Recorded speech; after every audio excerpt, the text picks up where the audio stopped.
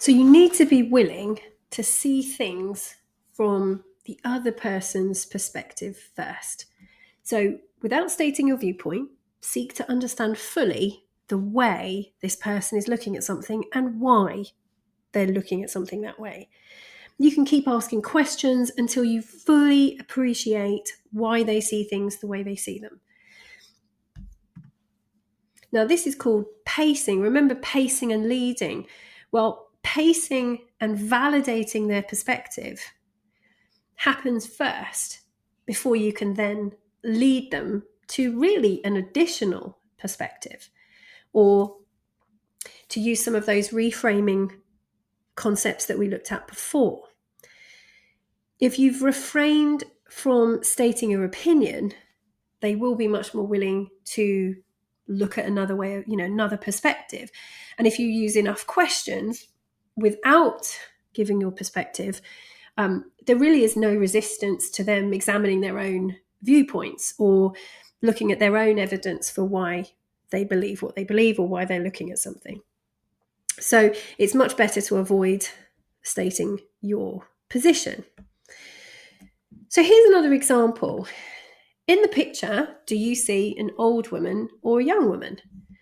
Well, when I use this on training courses, when someone can't see one or the other, so it's common that somebody might be able to see the old woman but not the young woman, for example, and vice versa.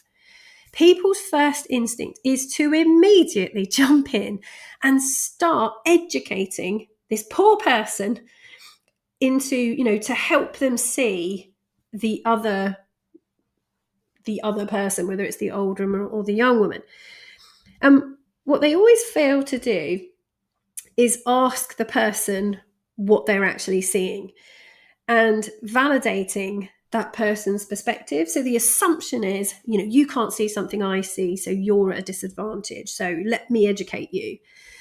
And in fact, you're describing something that they have literally no reference for because they can't see it. So until you know what they're actually looking at that makes them think it's a young woman or an old woman, then you've got nothing to base your explanation on. So let's say you see a young woman. Can you explain to me where she is? Can you show me and help me see it too?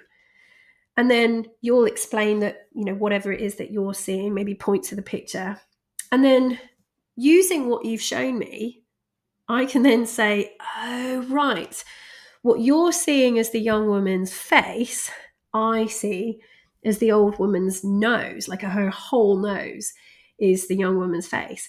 And what you see as the young woman's ear is what I'm seeing as the old woman's eye.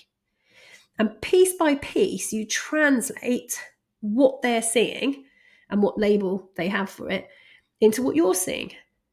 Because you have the courtesy and respect to actually find out the other person's model of the world, they're more likely, from a rapport and a communication point of view, not just to be more willing to see it from yours, but actually more able to see it from yours, from your perspective. So rather than educating people with your perspective, it's all about translation.